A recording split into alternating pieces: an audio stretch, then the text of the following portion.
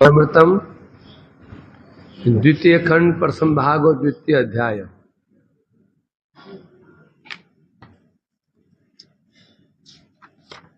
तो हम श्रवण कर रहे हैं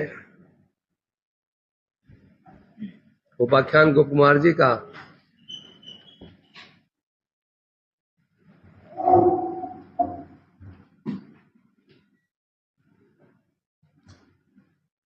तो प्रसंग है ब्रह्मलोक का। अभी बढ़ाओ, सी क्या कर रहे हो? अभी बढ़ाओ।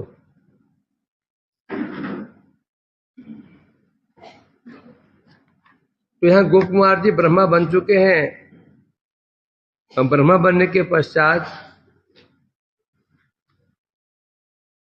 विभिन्न पुराणों का थोड़ा थोड़ा कम करो, हरि बोल बढ़ाओ। पुराणों का और अन्य शास्त्रों का वाद विवाद शुरू हुआ। अंत में भक्ति शास्त्र कह रहे हैं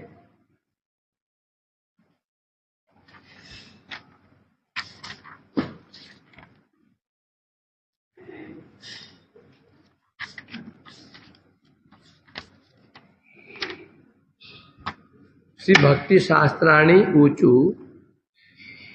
कल कह रहे थे वो लब्ध ब्रह्माधिकारेदम महागोप्यम निधिरपि भवत सद्गुण संदोहे आख्यामो मुक्तिता।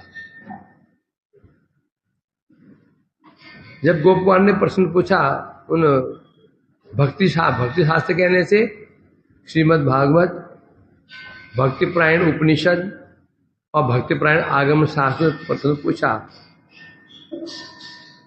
ये मुक्ति क्या है? मुक्ति की बात श्रवण करके आप लोग सभा से बाहर निकल गए थे, कानों में उंगली डाल करके, ये मुक्ति है क्या? तो यहाँ वो कह रहे थे वो लब्ध ब्रह्माधिकारिदम। हे गोप कुमार, अभी अभी आपने ब्रह्मा जी के पद को प्राप्त किया है, इसलिए जो आप पूछ रहे हैं निधिरपि महागोप्यम, जो निधि अपने आप में गोपनीय होती है, और ये जो पूछ रहे हैं भक्ति, जो भक्ति है गोपनीय रत्नों से भी अधिक गोपनीय है। जब गोपनीय है तो सिद्ध हो गया, हर किसी का आगे इसको वर्णन नहीं किया जा सकता। भवत सद्गुण संदोहे आख्याम मुक्तिता। परंतु आपके अंदर कुछ सद्गुण है, उस सद्गुण होने के कारण हम उस इन चीज तत्वों को प्रकाशित करने के लिए मुखर हुए हैं, प्रवृत्त हुए हैं। ठीक है, हम कह रहे थे जो गूढ़ तत्वों को प्रकाशित करना उचित नहीं है, फिर भी हमने आपके अंदर एक सद्गुण देखा।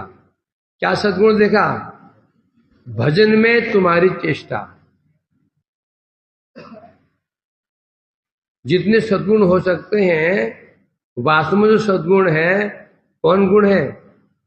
भजन संबंधित चेष्टा को ही सद्गुण कहा गया, और समस्त सद्गुण सद्गुण है ही नहीं।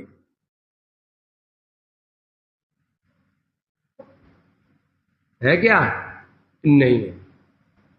जिन्हें सद्गुण कहते हैं, ये सद्गुण भक्ति में बाधक गुण बन जाते हैं। जितने जागृतिक गुण हमारे अंदर होते हैं ना, ये भक्ति में बाधक बन जाते हैं।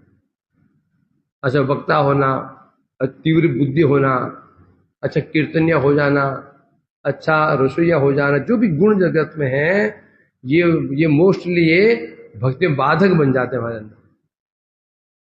ये गुण ही हमारे अंदर क्या ले आते हैं? अहंकार ले आते हैं। गुण आ जाए और हम उसको हजम कर जाएं, और सहज नहीं होता। तो एक गुण, वो गुण क्या है? भजन संबंधी जो गुण है, भक्ति भजन में जो निष्ठा है, ये गुण है, ये गुण प्रधान है। आप तो बोलेंगे तो भजन में जो निष्ठा है उसे अहंकार नहीं आएगा? नहीं आएगा। नाम में निष्ठा है, शिव में निष्ठा हो जाती है, अहंकार नहीं आता। अहंकार किन से आता है? जो बाह्य कृत्य हैं, कुछ कुछ भक्ति अंतरंग है, कुछ बाह्य अंग है।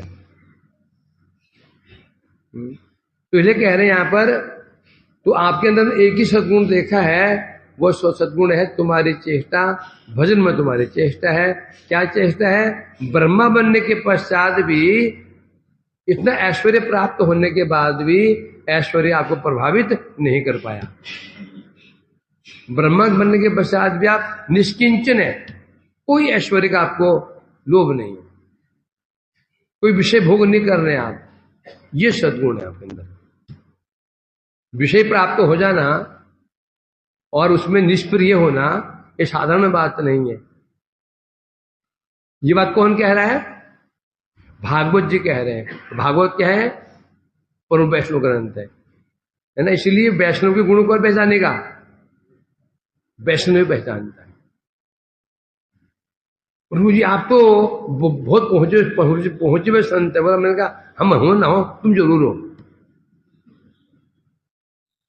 फिर तुम ही पहचान गए हो।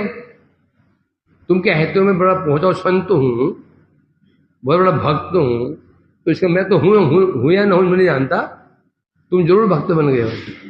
क्योंकि एक भक्त पहचान सकता है। तुम तो भक्त बन चुके हो, तुम पहुंच गए हो, तुम पहचान गए हो, है ना। ऐसे चापलूसों से दूर रहना है, भरी भजन करना है, भक्ति में आगे बढ़ना है, निष्किंचन भक्ति करनी है, निष्कपट भक्ति करनी है। ऐसे चापलूस जो हमको चने की झाड़ में चढ़ा देते हैं, उनसे 10 कदम दूर रहो।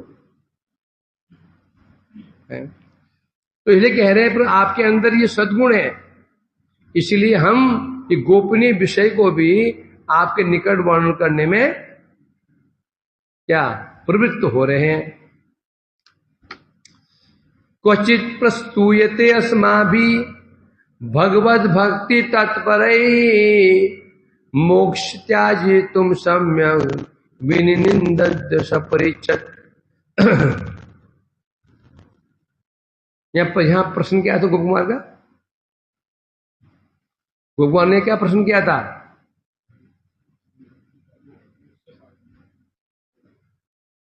क्या प्रश्न किया गोकुमार ने? अब पीछे पलट रहे आनंद।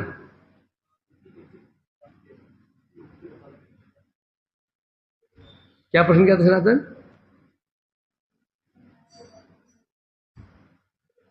हो गया। यहां प्रश्न क्या किया था? गोकुमार जी ने भागवत आदि शास्त्रों में क्या प्रश्न किया था? हर्ष,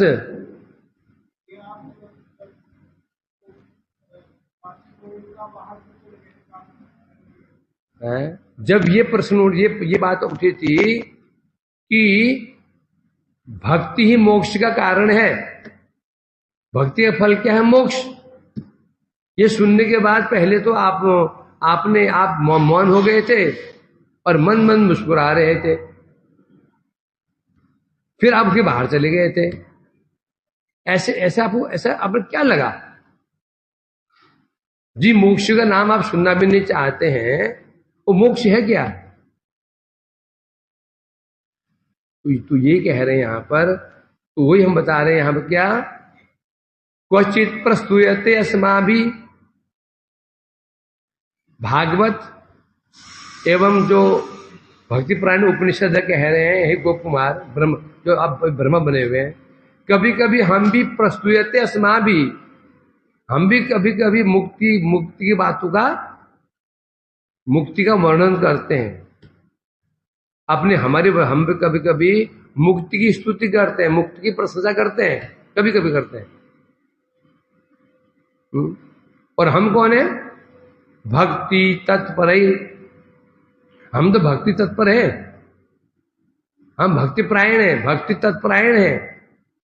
होने पर भी हम कभी कभी, हम लोग भी किसी के स्थान पर हमने भी मोक्ष का निरूपण किया है। तो क्यों? मोक्ष त्याजी तुम, लोगों से मुक्ति को छुड़वाने के लिए। लोगों से मुक्ति को छुड़वाने के लिए और मोक्ष विनिंदित सपरिच्छद, तो अब लोगों से मुक्ति को छुड़वाना है, इसलिए हम कभी कभी मोक्ष निरूपण कर देते हैं। और निरूपण क्यों करते हैं? विनिंद्य, सम्यक विनिंद्य, संपूर्ण रूप से मुक्ति की निंदा करने के लिए, मुक्ति का दोष, जो मुक्ति में दोष है, जो कमी है, वो दिखाने के लिए हमने कभी कभी मुक्ति का प्रसंग का वर्णन भागवत में भी किया है, उपनिषदों में किया है। टीका में कह रहे हैं हम भगवत भक्ति परायण है। और भगवत भक्ति की क्या विशेषता होती है? मुक्ति भक्ति के एक बिल्कुल विरुद्ध है। 36 का आंकड़ा है, मुक्ति और भक्ति में 36 का आंकड़ा है, उल्टा विपरीत है बिल्कुल। भक्ति और मुक्ति तो दोनों बिल्कुल विपरीत कैसे हैं? आनंद, भक्ति और मुक्ति दोनों विपरीत कैसे हैं?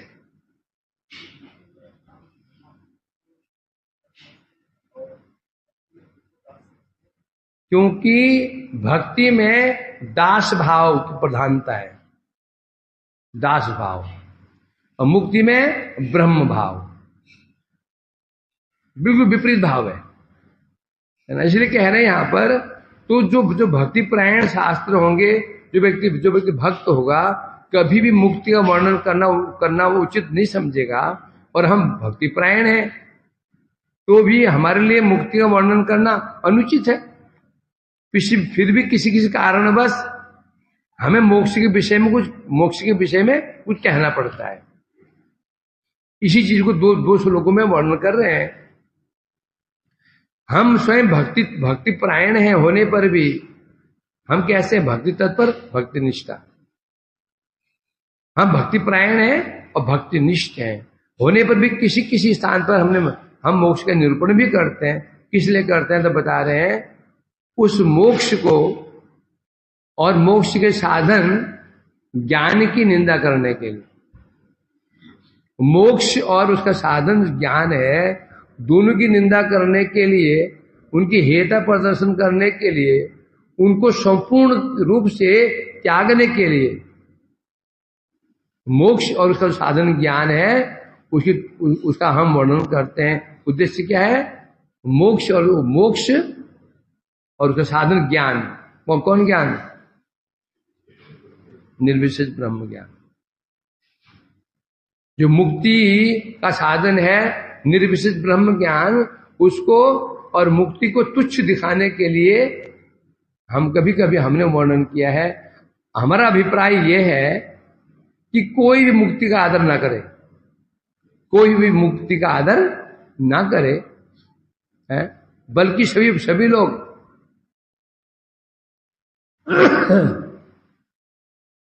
लोग मुक्ति की अवज्ञा करें, निंदा करें, है ना। अब एक नियम होता है, हे वस्तु तत्व का स्थापित न करने पर, कोई त्याग करने पर, जब जो हे वस्तु होती है, निकृष्ट वस्तु होती है, हानिकारक वस्तु होती है, जब तक उसकी हानिकारकता स्थापित नहीं होगी, कोई त्यागेगा नहीं। कोई त्यागेगा उसको? है? जहर की बोतल होती है, बाहर लिखा रहता है, क्या लिखा रहता है? हानिकारक है, बच्चों की पहुंच से दूर रखिए। जो हे वस्तु है, जब तक उसकी जो हेयता स्थापित नहीं होगी, लोग उसको छोड़ेंगे ही नहीं। जब उसकी विशेषता वो हे क्यों है, निकृष्ट क्यों है, हानिकारक क्यों है ना। तो हम प्रोडक्ट खरीदते हैं, उसमें लाभ भी होते हैं, लाभ भी लिखा रहता है, और नीचे हानियां भी लिखी रहती है। जब तक उसकी हानि का हमें पता नहीं होगा, कोई छोड़ेगा क्यों? इसीलिए मोक्ष तत्व का निरूपण करके उनकी निंदा करते हैं। फॉर एग्जाम्पल, कैसे करते हैं? मोक्ष को तुच्छ दिखाना है और मोक्ष के साधन को भी तुच्छ दिखाना है। भागवत में कई श्लोक ऐसे हैं। तुलयाम लवेनापि न स्वर्गम न पुनर्भवम भवत संगी संगस्य मर्तनाम की मुताशिष। अब देखो इसमें मुक्ति कैसी निंदा की गई है, मुक्ति की कैसी निंदा कर दी इसमें। क्या बता रहे हैं, भगवान के भक्तों का संग का जो फल होता है, सत्संग का जो फल होता है, उसके समक्ष न स्वर्गम न अपुनर्भव ने मोक्ष,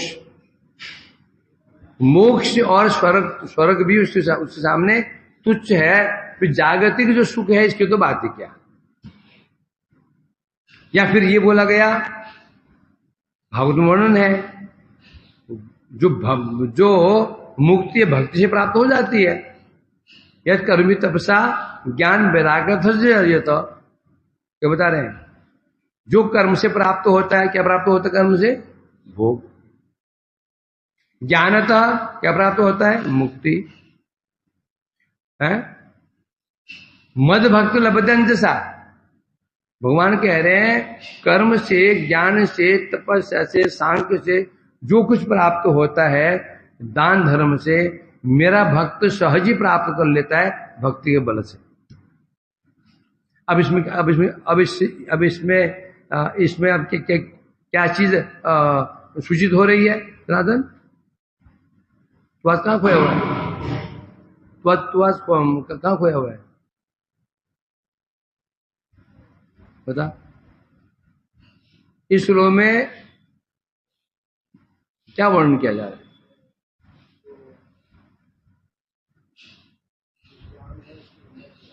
ज्ञान निंदा का हमें तो इस ज्ञान की तो बात ही नहीं इसमें,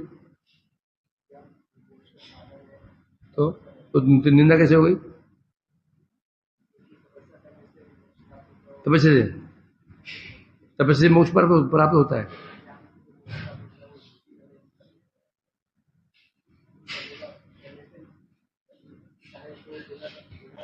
अर्थात ज्ञान से मोक्ष प्राप्त होता है। भगवान उद्धव से कह रहे, उद्धव मेरा भक्त बिना ज्ञान के मेरी भक्ति की सहायता से ही मोक्ष प्राप्त कर लेता है। तो सिद्ध हो गया ज्ञान की यहां पर क्या हो गई, तुच्छता। मतलब ज्ञान की जरूरत भी नहीं। भक्ति यदि भगवान आश्रय ग्रहण करे तो फिर तो क्या, भक्ति को मुक्ति देने के लिए ज्ञान से पूछने की जरूरत नहीं है, दूं या ना दूं। तो यहां से क्या सिद्ध हुआ, ज्ञान की जो साधन है तुच्छता। और किसकी निंदा हुई, ज्ञान की। किसकी, मोक्ष की निंदा हो गई। कौन दे रहा है उसको, कौन दे, भक्ति दे रही है। भक्ति मुक्ति भी दे रही है। क्योंकि भक्ति अपना फल क्या है, भक्ति अपना फल क्या है, अपना फल है प्रेम सेवा प्रदान करना। अब वो भक्ति मुक्ति भी दे रही है, तो क्या सिद्ध हो गया, मुक्ति की तुच्छता। तो यहां ये कह रहे हैं कि कहीं कहीं पर हम लोगों ने मोक्ष और मोक्ष के साधन ज्ञान की निंदा करने के लिए एक वर्णन किया हमने। और उद्देश्य क्या है, उद्देश्य यह है कि ज्ञान की जो तुच्छता है, मोक्ष की तुच्छता सब लोग जान जाएं और जान करके ज्ञान और मोक्ष को प्रत्याग कर दें। ये उद्देश्य है हमारा। कहीं पर भी ज्ञान की महिमा को नहीं बढ़ाया गया भागवत में। मोक्ष की बात, कई जगह मोक्ष की बातें हैं। धर्म प्रोजित कहते, इसमें क्या है, ये धर्म प्रोजित कहते अत्र, ये भागवत में क्या वर्णन है, धर्म की बात। कौन धर्म, प्रोजित, प्रकृष्ट रूपेण त्यज्य, क्या है वो, कहता हो, कौन सा कहते हैं भाई, मोक्ष। जो भाई भागवत में क्या है, समस्त कपटुम श्रेष्ठ कपट क्या है, मोक्ष। मोक्ष रूपी कपट से भी मुक्त है भागवतम, ऐसे हजारों जगह ऐसा वर्णन किया गया। तो इसको यहां बताया जा रहा है कि ये मुक्ति की हेयता स्थापित करने के लिए हमने वर्णन किया है, जब तक हे वस्तु की स्थापना नहीं होगी, वस्तु हे ये क्यों है, उसमें दोष क्या है, तब तक कोई त्यागेगा नहीं। मुख्य लक्ष्य है कि मोक्ष को सबसे त्याग करवाना है। जब तक मोक्ष की कामना रहेगी तब तक क्या होगा, कोई भक्ति प्राप्त नहीं कर पाएगा। मोक्ष क्या करेगी, मोक्ष क्या करता है, मोक्ष किसे कहते हैं, मुक्ति किसे कहते हैं?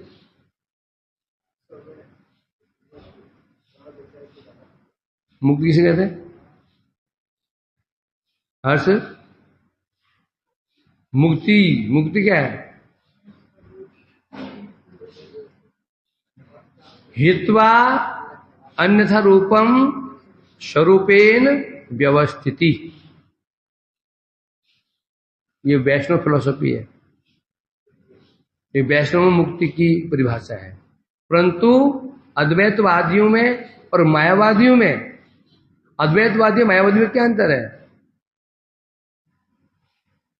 अद्वैतवादी मायावादी में क्या अंतर है माधव, पता है?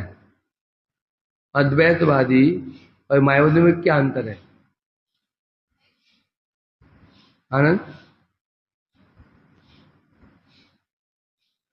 अद्वैतवादी मायावादी में क्या अंतर है सनातन? कैसे क्या?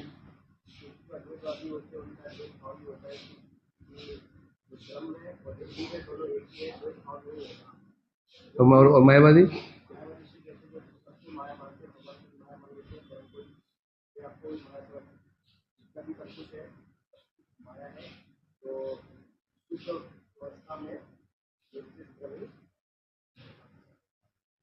हाँ, तो ऐसे अद्वैतवादी और मायावादियों के सिद्धांत में मुक्ति परिभाषा क्या है?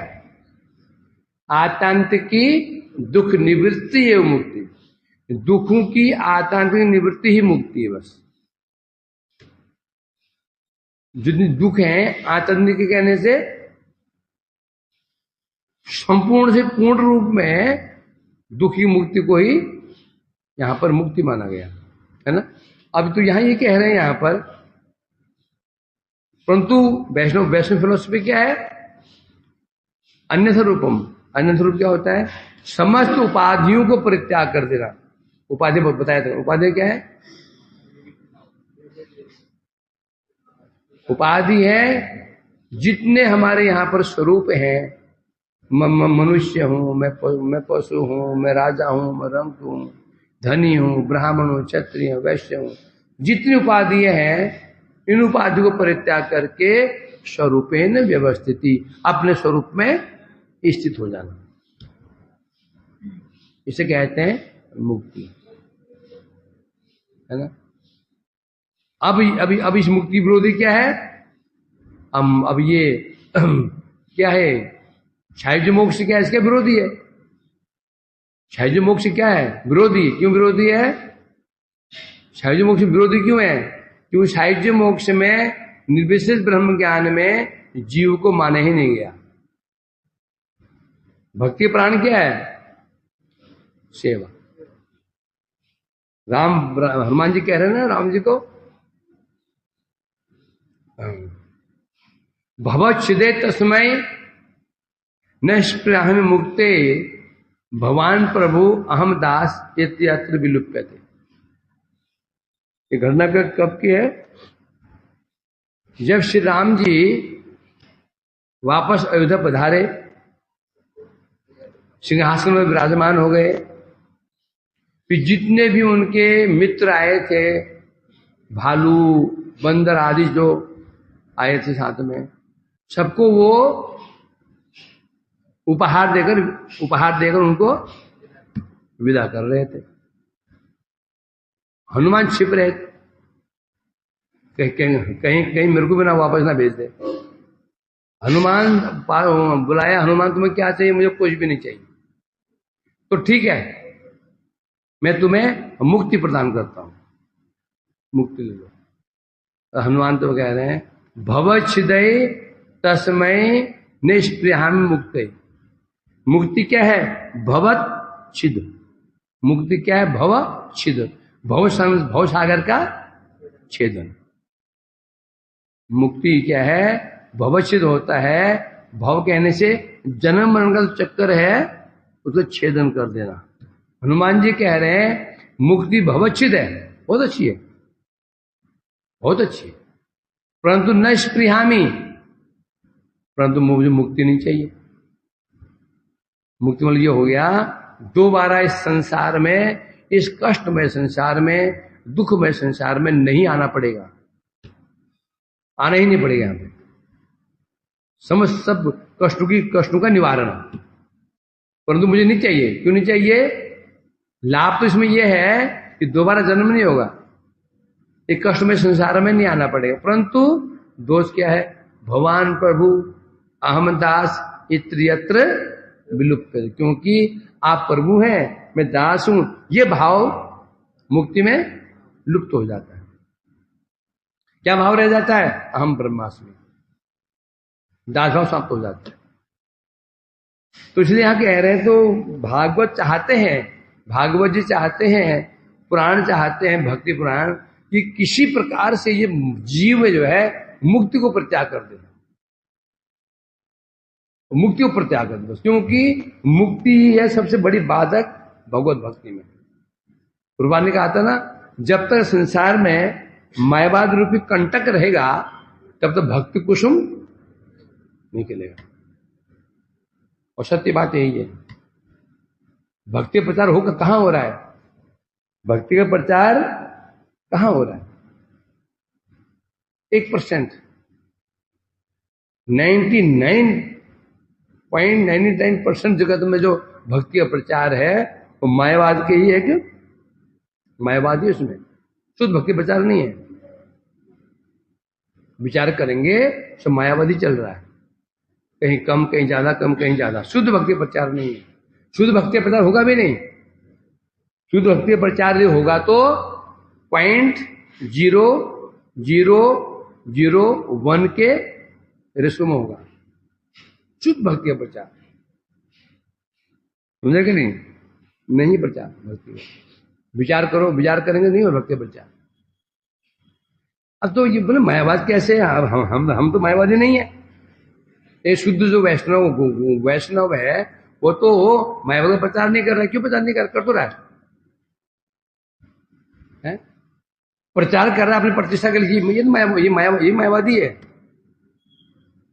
यदि मैं प्रचार कर रहा हूं अपनी प्रतिष्ठा के लिए, अपनी प्रशंसा करवाने के लिए, तो ये भी एक प्रकार से मायावादी ही है। बहुत बहुत बहुत बहुत अधिक अच्छा नहीं है ये, बल्कि और भी खतरनाक है ये। भाई मायावादी भगवान मानते नहीं, मायावादी भगवान मानते नहीं है, खत्म हो गया, नहीं मानते, हम ब्रह्मा से बोल देते हैं। और हम, और यदि कोई व्यक्ति भक्ति को माने, भगवान को भी माने, भक्ति भी करे, और फिर उस भक्ति के माध्यम से भक्ति क्यों कर रहा है? वो प्रतिष्ठा प्राप्त करने के लिए, सम्मान प्राप्त करने के लिए। भाई एक व्यक्ति हमको नहीं मानता, एक व्यक्ति एक पुत्र है, पिता को मानता ही नहीं, भाड़ में जाए पिता अलग रहता है, पत्नी से खाते पीता मौज करता है। दूसरा पिता की खुश सेवा कर रहा है, और पूरी नजर गिद्ध की तरफ, किस पर? संपत्ति पर। जो पिता को मानता ही नहीं है, पूछता ही नहीं पिता को। एक वो, दूसरा गिद्ध की तरह खूब सेवा कर रहा है, खूब पति पत्नी लगे में सेवा करने में, और अंदर से कामना बार बार, हे प्रभु उठा लो इसको, हे प्रभु उठा लो इसको, मन्नत मांग रहे दुनिया हैं। सोचो कौन अधिक घृणित है?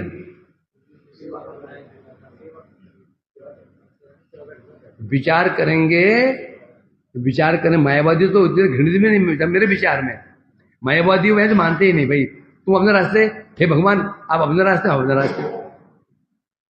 परंतु जो भगवान को मानते हैं, वे भक्ति करते हैं, वे जो भगवान का भजन भी कर रहे हैं और अपने स्वार्थ के लिए कर रहे हैं और प्रतिष्ठा की आशा है, मेरे अनुसार तो ये उनसे भी गए गुजरे हैं, उनसे भी गए गुजरे, है ना। तो ये तो एक प्रकार से मायावादी है सारा, ये सब मायावादी है। शुद्ध भक्ति प्रचार हो ही नहीं सकता।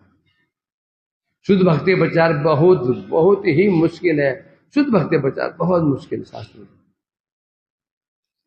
तो इसलिए कह रहे हैं, तो हम मोक्ष का वर्णन इसलिए शास्त्रों में कर देते हैं कि मोक्ष की हेरा दिखानी है। अतः निर्वक्तुम भक्ति महात्म कथ्यते तत्क्वचित् न तो साध्य फलत्वेन सुगंधो अपि नास्यत्। क्या बता रहे हैं?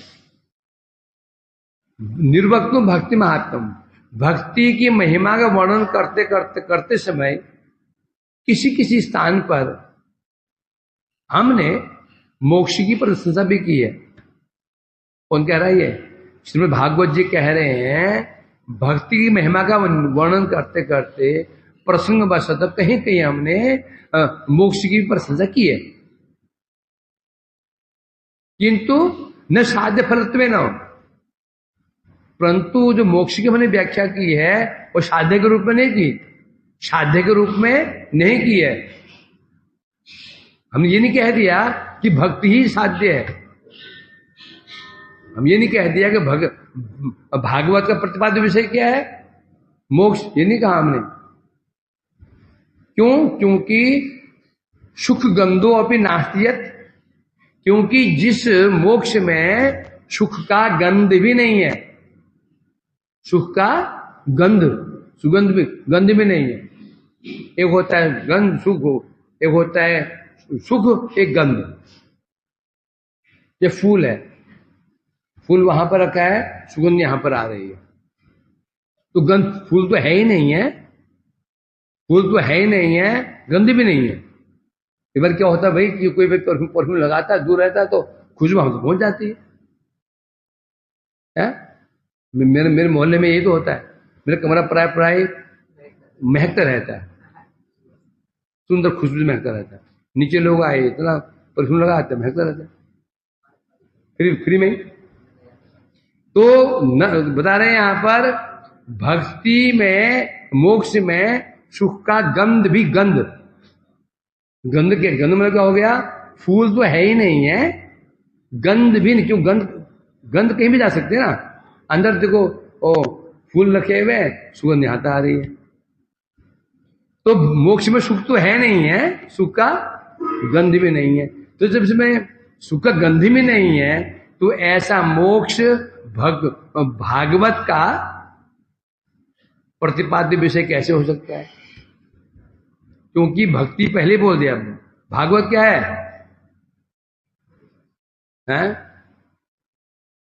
निगम कल्पतरोर गलितम फलम, बोलो, द्रव रस संयुतम। भागवत तो रस शास्त्र है, भागवत रस शास्त्र है। और मुक्ति में, मोक्ष में मतलब कि सुख का गंध भी नहीं है, तो फिर कैसे हो सकता है? इसलिए जो हमने कहीं कहीं पर मोक्ष की बात की गई है, तो हमने ये नहीं कह दिया कि मोक्ष ही साध्य है, तो हमने कहा भक्ति से मोक्ष प्राप्त होता है, ये नहीं कह दिया भक्ति का फल मोक्ष ही है, ऐसा नहीं कहा है। टीका में कह रहे हैं, मानो गोप कुमार जी ने पूछ लिया, आप लोग कैसी बातें करते हैं? आप लोगों ने स्वयं किसी स्थान पर मोक्ष की प्रशंसा भी की है। कौन पूछ रहा है? ये ब्रह्मा जी पूछ रहे हैं। कौन ब्रह्मा? नवीन ब्रह्मा। कौन? गोप कुमार जी पूछ रहे हैं, अरे आपने स्वयं कई स्थानों पर मोक्ष की प्रशंसा की है, क्यों किया आपने प्रशंसा भी? उत्तर में कह रहे हैं, उत्तर में ये श्लोक निर्वक्त श्लोक कह रहे हैं, भक्ति की महिमा का निरूपण करते समय प्रसंग वशतः थोड़ा बहुत मोक्ष का वर्णन भी करना आवश्यक होता है। आवश्यक यदि नहीं करेंगे, क्योंकि जब तुलना करते हैं, तुलना से क्या होता है, किसी वस्तु की उत्कृष्ट श्रेष्ठता कब प्रतिपादित होती है, कब प्रतिपादित होती है, तुलना से। और निकृष्टता कैसे प्रतिपादित होगी, उत्कृष्टता और निकृष्टता इसको दिखाने के लिए तुलना अति आवश्यक हो जाता है। हम तुलना करेंगे नहीं, ये श्रेष्ठ है, ये श्रेष्ठ है, ये श्रेष्ठ है, ये श्रेष्ठ है, वो निकृष्ट है, वो निकृष्ट बोलते जाएंगे। तुलना करना पड़ेगा ना, भाई वो इसे श्रेष्ठ क्यों है, इसमें क्या उसमें क्या है, वो निकृष्ट क्यों है, इसमें क्या उसमें क्या है, जानना पड़ेगा।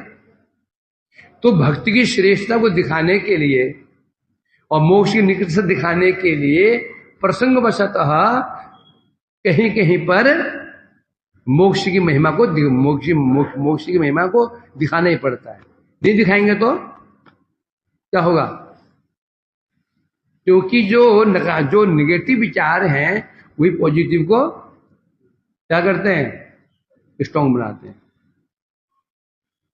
निगेटिव विचारी पॉजिटिव को स्ट्रॉन्ग बनाते हैं। कैसे,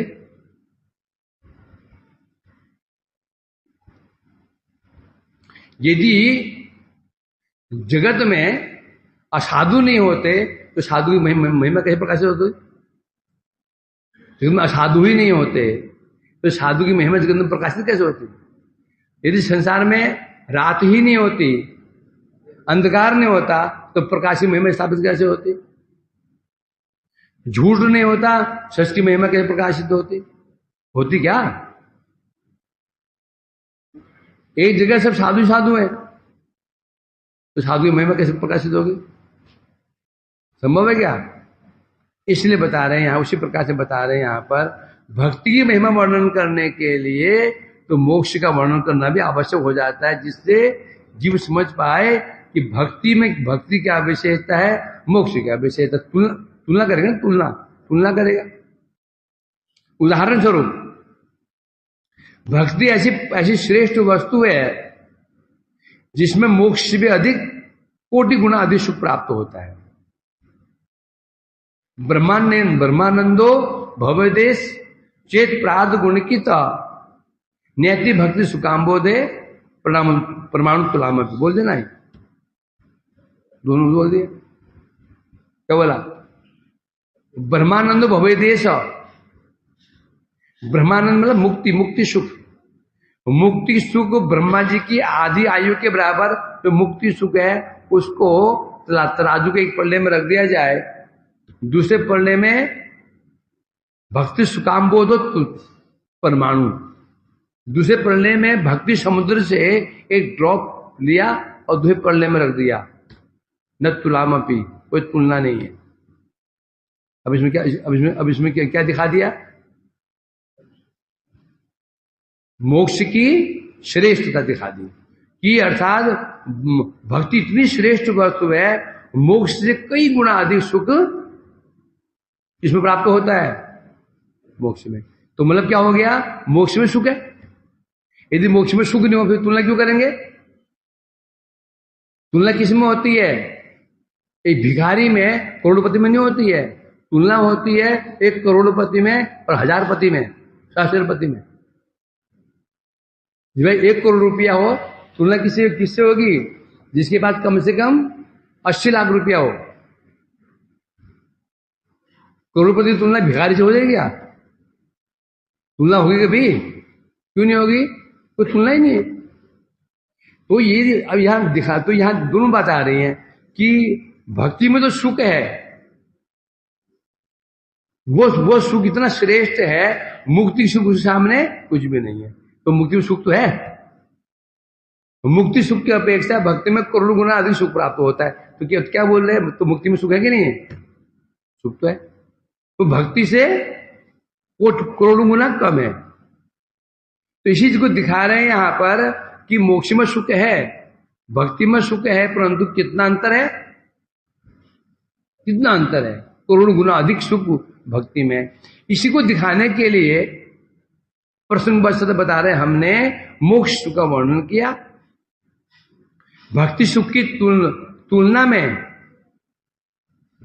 जहां तुलनात्मक विचार किया जा रहा है तो उसके अनुसार देखा जा रहा है मोक्ष सुख से करोड़ गुना अधिक सुख की प्राप्ति किसमें है, बोल रहा है भक्ति में। और दूसरी बात क्या है, तो मानो प्रश्न उठ जाता है तो क्या मोक्ष में सुख है?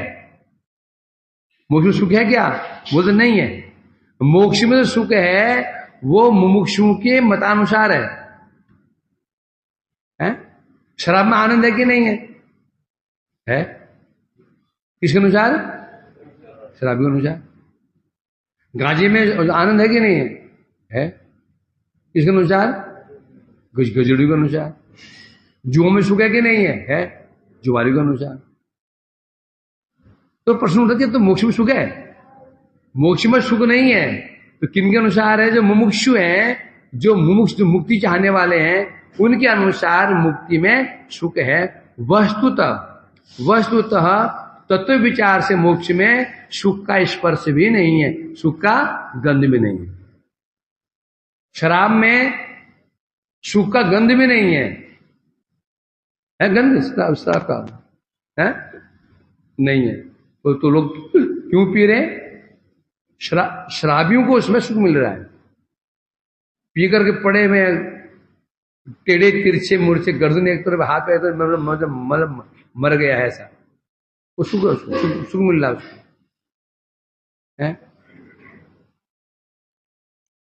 ये है ना हरे कृष्ण है ना, जहाँ हरिकांत जी रहते हैं तो बड़ा मैदान है सामने, ठीक है शराब का ठीक है। तो हम जाते हुए ना तो संध्या के समय कम से कम कोई यहाँ लेट पड़ा हुआ है, कोई यहाँ लेटा हुआ है, तो कोई टेढ़ा मेढ़ा सब लेटे हुए थे पड़े हुए, बेस दो पड़े हुए शराब के पड़े हुए। किसी का आधा सिर लटक रहा बेंच से नीचे, आधा ऊपर है, आधा नीचे आधा ऊपर, कोई हाथ नीचे पैर ऊपर लेटे हुए हो जी रही। तो इसलिए कह रहे हैं वास्तव में मुक्ति में सुख गंधो अभी नास्ति, सुख का गंध भी नहीं है, परंतु मुमुक्षु लोग मानते हैं सुख है। हमने जो मोक्ष का वर्णन किया, भागवत जी कह रहे हैं वह मोक्षवादियों के अनुसार किया। कभी कभी कोई शराब का वर्णन करे, महिमा का वर्णन करे, वो किसके अनुसार होगा? क्योंकि एक घूंट शराब का एक घूंट लगा लो, सब दुख दूर हुए, सब दूर, समस्या खत्म। हम दिखा ऐसे करते हम पिया तो हमने नहीं, एक व्यक्ति देखा मैंने, तो हम किसी अब हम किसके अनुसार वर्णन करेंगे उसकी महिमा? शराबी के अनुसार वर्णन करेंगे। तो मोक्षवादियों के विचारानुसार ही हमने वर्णन किया। वस्तुतः मोक्ष में सुख का स्पर्श भी नहीं है। अतएव भक्ति के समान साध्य फल के रूप में मोक्ष का वर्णन नहीं हुआ है। तो भागवत में या उपनिषदों में जहां मुक्ति की महिमा का वर्णन किया गया, ये नहीं कहा गया कि मोक्ष ही भागवत का फल है, मोक्ष ही नाम का फल है, मोक्ष ही सेवा का फल है, ये कहीं नहीं कहा गया। ये बोल दिया कि भक्ति करने से मुक्ति भी प्राप्त हो जाती है। मुक्ति भी क्या? मुक्ति भी तो इसका सिद्ध हो गया। मुक्ति भी मतलब गौण, जो मैंने कहा है ना, आप भी आ जाना हमारे घर में, आप भी आ जाना, तो मतलब क्या हुआ? आप कौन हो गए? गौण हो गए। आप भी आ जाना, तो आप मुख्य नहीं वहां पर, मुख्य कोई और है। आप भी आ जाना बोलता हूं तो आप गौण हो गए। तो भक्ति से मुक्ति भी मिल जाती है, मुक्ति भी, तो मुक्ति भी बोलते हैं, मतलब क्या हो गया इसका? मतलब मुक्ति यहां क्या हो गई? गौण हो गई, असली फल नहीं है। कहीं नहीं बोलेंगे कि हम कहीं वर्ष में होगा भागवत की सेवा करने से भक्ति मिल जाती है, ये वर्णन होगा था। भागवत की सेवा करने से, भागवत का अध्ययन करने से भक्ति भी मिल जाती है। नाम करने से भक्ति भी मिल जाती है। ऐसे वर्णन होगा? यदि यदि यदि ऐसे हो तो क्या समझना पड़ेगा? भक्ति गौण है, मुख्य कुछ और है, मुख्य कुछ और है। साधु सेवा करने, गुरु सेवा करने से भक्ति भी मिल जाती है, वैष्णव सेवा करने से भक्ति भी मिल जाती है। इसका मतलब क्या हो गया? भक्ति क्या हो गई? गौण हो गई। जबकि असली फल क्या है? भक्ति असली फल है। ये बोल सकते हैं गुरु वैष्णव सेवा करने से हमें जागतिक सुख भी मिल जाता है, मुक्ति भी मिल जाती है। मतलब मुक्ति क्या हो गई? ये गौण फल हो गया। इसी को समझाने के लिए यहां पर इसे माता खपच्ची किया जा रहा है। अब यह प्रश्न उठा था, मुक्ति में सुख है या नहीं है? इसको बता रहे हैं। यथारोग्ये सुषुप्तो च सुख मोक्ष कल्प्यते परतत्व ज्ञान संज्ञोयम अनविज्ञ प्ररोचक। अब मुक्ति में सुख है या नहीं है उसे समझाने के लिए दो उदाहरण दे रहे हैं। एक क्या? रोगों का अभाव, जो सुषुप्ति। जिस प्रकार से रोग रूपी दुख के अभाव में जो सुख प्राप्त होता है, सुषुप्ति में जो सुख प्राप्त होता है, वैसा ही सुख मुक्ति में है। आरोग्य सुख। एक व्यक्ति बहुत बीमार हो गया था, बहुत बीमार था, तो तड़फ रहा था, कष्ट पा रहा था, बहुत कष्ट था। 104 डिग्री बुखार था, सिर तप रहा था, सिर दर्द से फटा जा रहा था, पेट दर्द हो रहा था, बहुत कष्ट में था। अब उसकी बीमारी दूर हो गई, बीमारी दूर हो गई। क्या सुख मिला उसको? सुख मिला उसको? योगेश, तो क्या मिला फिर? वैभव बहुत कष्ट पा रहा था, बुखार था, तड़फ रहा था, अब उसकी बीमारी दूर हो गई। ये सुख हुआ कि नहीं हुआ? है टेम्परेरी।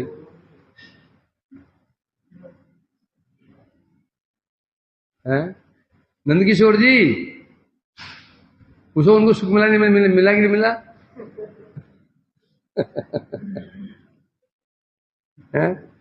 सुख नहीं है, बस जो तड़फ रही थी, तड़प रहा था, कष्ट पा रहा था, वही नहीं। परंतु अभी भी मरे मरे के समान, आंख नहीं खुली जा, चला नहीं जा रहा है, भागा नहीं जा रहा है, खाने की इच्छा नहीं हो रही है, सोए हैं, नींद नहीं आ रही है, शरीर में गर्मी हो रही है। बस यही है, जो तड़फन थी वो तड़फन नहीं है। डॉक्टर साहब पिताजी बहुत तड़फ रहे हैं, कुछ करो ना। डॉक्टर ने लगा दिया, पीछे इंजेक्शन ठोक दिया। पिताजी बोला, अब पिताजी आराम से सो रहे हैं, पिताजी आराम से सो रहे हैं।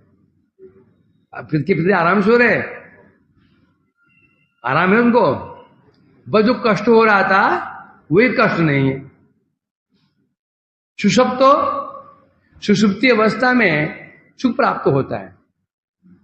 व्यक्ति घोर निद्रा जब सो जाता है ना, तो बोलता है भाई बड़े सुख से सोया। क्या सुख था उसमें?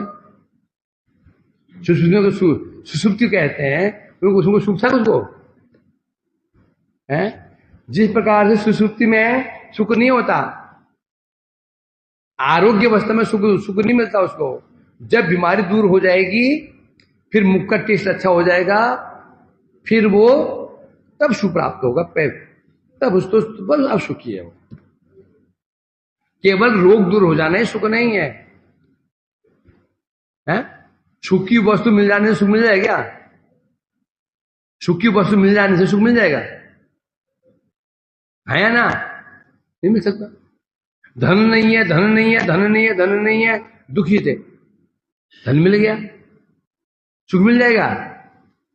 सुख मिले ना मिले, दुख जरूर उसके दोगुना बढ़ जाएंगे।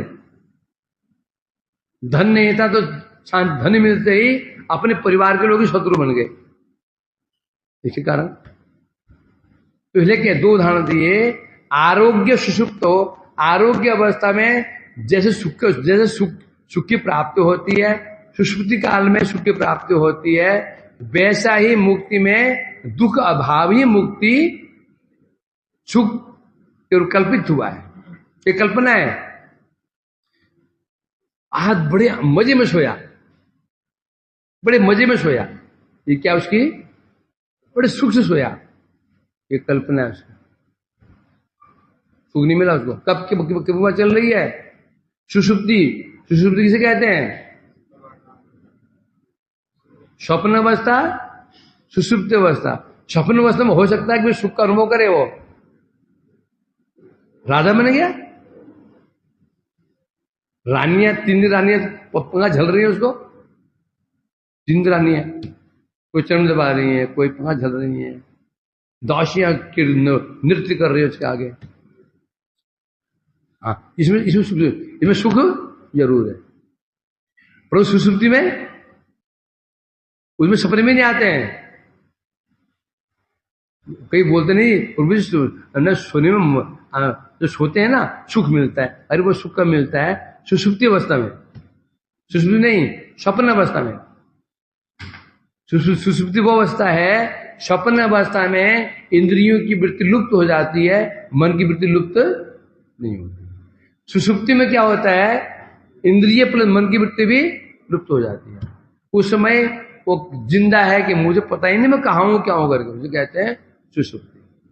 तो सुसुप्ति में सुख प्राप्त नहीं होती। तो हाँ, ये था जब जगी हुई अवस्था में जो कष्ट पा रहा था। स्वप्न अवस्था में कई बार होता ना, जब सोते हैं, सोते कई बार हमको बुरे बुरे सपना आते हैं, नींद नहीं आती है, डरते हैं, और 1-2 घंटे बाद फिर 2 घंटे बाद सो जाते हैं, फिर कोई भय नहीं रहता। कभी सोते कई लोग बहुत डर, कई लोग अकेले कमरे में डरते हैं, कई लोग डरते हैं। तो कब तक डरते हैं वो? 1 घंटा, 2 घंटा, 3 घंटा। फिर जब नींद आती है ना, भूत भी उनको हिलाए, उनको ऐसे करके गोदी में ले ले,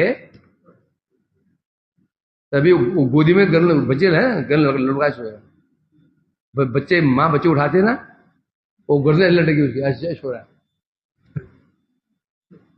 सुसुप्ति अवस्था में क्या सुख नहीं मिल रहा है, परंतु जागृत अवस्था में जो कष्ट पा रहा था, स्वप्न अवस्था में कष्ट पा रहा था, वो कष्ट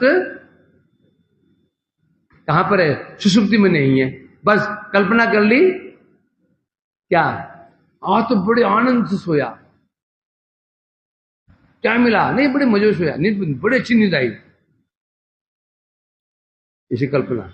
उसी प्रकार बता रहे हैं मोक्ष, जो मोक्ष में जो सुख बताया गया, ये कल्पना है। क्या कल्पना है? मुक्ति में दुख नहीं है, मुक्ति में दुख का अभाव है। अर्थात वहां पर आध्यात्मिक, आदिदैविक, आदि भौतिक दुख नहीं है। बस यही मतलब, जैसे पता ना, पिताजी तड़प रहा था, खूब कष्ट पा रहा था, तो डॉक्टर के पास, डॉक्टर ने कहा इंजेक्शन लगा दे पीछे से, लगाते ही पिताजी सो गए। और वो अब जो पुत्र कल्पना कर रहा है, क्या कल्पना कर रहा है?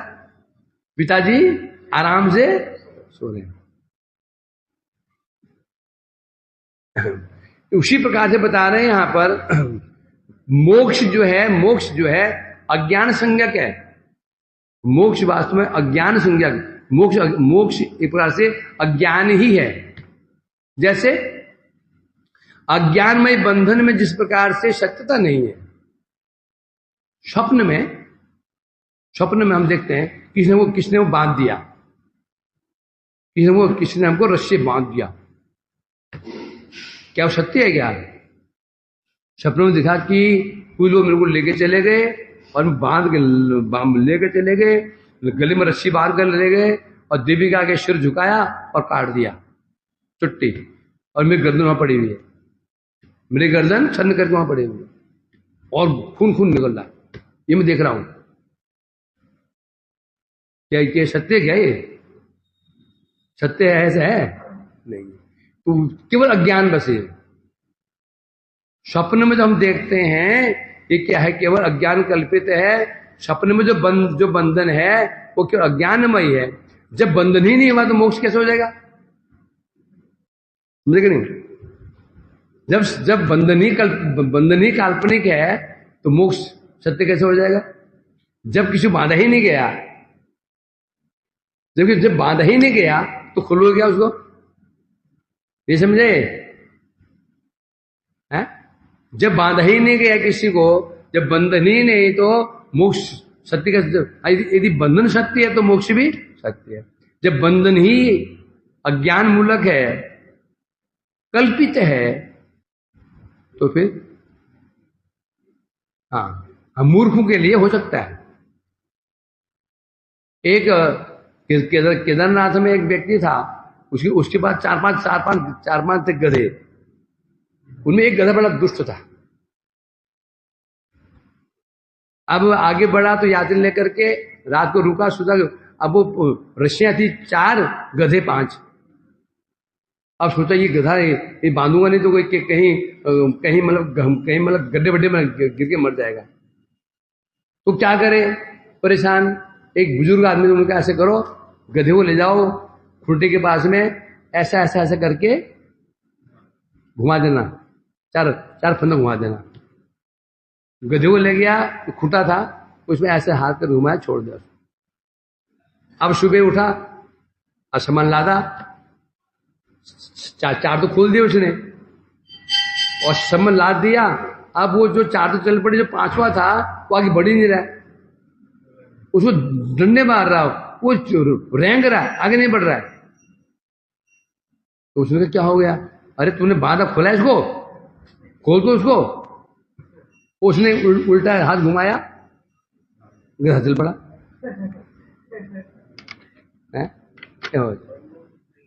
यही हमारी स्थिति है। जब बंधनी सत्य नहीं, मोक्ष सत्य कैसे हो सकता है? हरे कृष्णा